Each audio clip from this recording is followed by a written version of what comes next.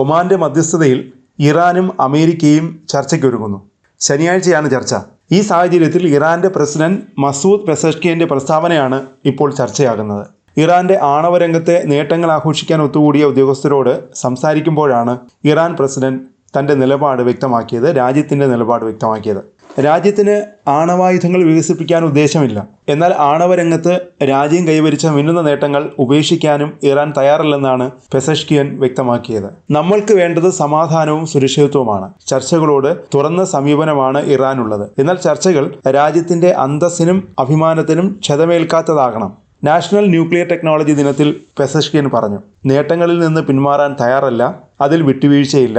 ചിന്തകളെയും കണ്ടെത്തലുകളെയും ക്രിയേറ്റിവിറ്റിയെയും തടയാൻ ആരെയും അനുവദിക്കില്ലെന്നും പെസഷ്കിയൻ പ്രഖ്യാപിച്ചു. പടിഞ്ഞാറൻ രാജ്യങ്ങൾ പറയുന്നത് ഇറാൻ ആണവ ബോംബുകൾ നിർമ്മിക്കാൻ ശ്രമിക്കുന്നു എന്നാണ്. ഞങ്ങൾ ആണവ ബോംബുകൾ നിർമ്മിക്കാൻ ശ്രമിക്കുന്നില്ലെന്ന് ഔദ്യോഗികമായും പരസ്യമായും പ്രഖ്യാപിച്ചത് ഇസ്ലാമിക വിപ്ലവത്തിന്റെ നേതാവ് ആയത്തുള്ള അലി ഖമേനിയാണ്.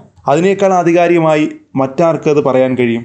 നിങ്ങളത് 100 തവണ പരിശോധിച്ചു, 1000 മടങ്ങ് കൂടുതൽ നിങ്ങൾക്കത് പരിശോധിക്കാനും കഴിയും. പക്ഷേ എല്ലാ മേഖലകളിലും നമുക്ക് ആണവശാസ്ത്രവും ആണവോർജവും ആവശ്യമാണെന്നും മനസ്സിലാക്കണമെന്നും പ്രസിഡന്റ് പറഞ്ഞു.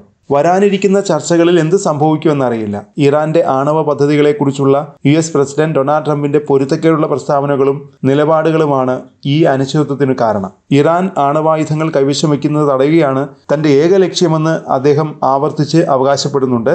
വൈറ്റ് ഹൗസിൽ തിരിച്ചെത്തിയതിന് തൊട്ടു പിന്നാലെ ഒപ്പുവെച്ച ഒരു നിർദ്ദേശം ഇറാന്റെ മിസൈൽ ഡ്രോൺ പദ്ധതിയിലും ഹൂതികളും ഹിസ്ബുള്ളയും പോലെയുള്ള പ്രതിരോധ ഗ്രൂപ്പുകളുമായുള്ള ബന്ധത്തിലും മാറ്റം വരുത്തണമെന്നാണ്. ശനിയാഴ്ച ഗൗരവമേറിയ നയതന്ത്ര ചർച്ചകൾ നടത്താൻ ട്രംപ് തയ്യാറാകുമെന്ന് കരുതാം. രാജ്യത്തിന്റെ സൈനിക പ്രാദേശിക നയങ്ങൾ ചർച്ച ചെയ്യാൻ കഴിയില്ലെന്ന് ഇറാൻ ആവർത്തിച്ചു പറഞ്ഞിട്ടുണ്ട്. ഒരു ആണവ കരാർ 2018 ട്രംപ് ഏകപക്ഷീയമായി പിൻവലിച്ചു. ഇത്തവണ ആണവ പദ്ധതിയിൽ US-ന് വിട്ടുവീഴ്ചകൾ ചെയ്യാൻ കഴിയുമെന്നും പെസഷ്കിയൻ വ്യക്തമാക്കി. 2020 മുതൽ ഇറാന്റെ ആണവ പദ്ധതിയിൽ വലിയ മുന്നേറ്റമുണ്ടായി. പുതിയ ആണവ കരാർ ഉണ്ടാക്കിയില്ലെങ്കിൽ ഇറാനിൽ ബോംബ് വയ്ക്കുമെന്ന് ട്രംപ് ഭീഷണിപ്പെടുത്തിയിരുന്നു. ട്രംപിന്റെ ഭീഷണിക്കെതിരെ ഇറാൻ ശക്തമായി തന്നെ പ്രതികരിച്ചു. ഞങ്ങൾ യുദ്ധം ആഗ്രഹിക്കുന്നില്ല, പക്ഷേ പ്രിയപ്പെട്ടവർ സൃഷ്ടിച്ച അറിവും ശക്തിയും ഉപയോഗിച്ച് ഏത് ആക്രമണത്തെയും നേരിടുമെന്നും പെസഷ്കിയൻ പ്രഖ്യാപിച്ചു. അതിനിടെ ബുധനാഴ്ചയും US ഇറാനെതിരെ പുതിയ ഉപരോധങ്ങൾ ഏർപ്പെടുത്തി. ഇറാന്റെ ആണവ പദ്ധതിയെ പിന്തുണച്ചതിന് 5 സ്ഥാപനങ്ങൾക്കും ഒരു വ്യക്തിക്കുമെതിരെയാണ് പുതിയ ഉപരോധങ്ങൾ US പ്രഖ്യാപിച്ചത്.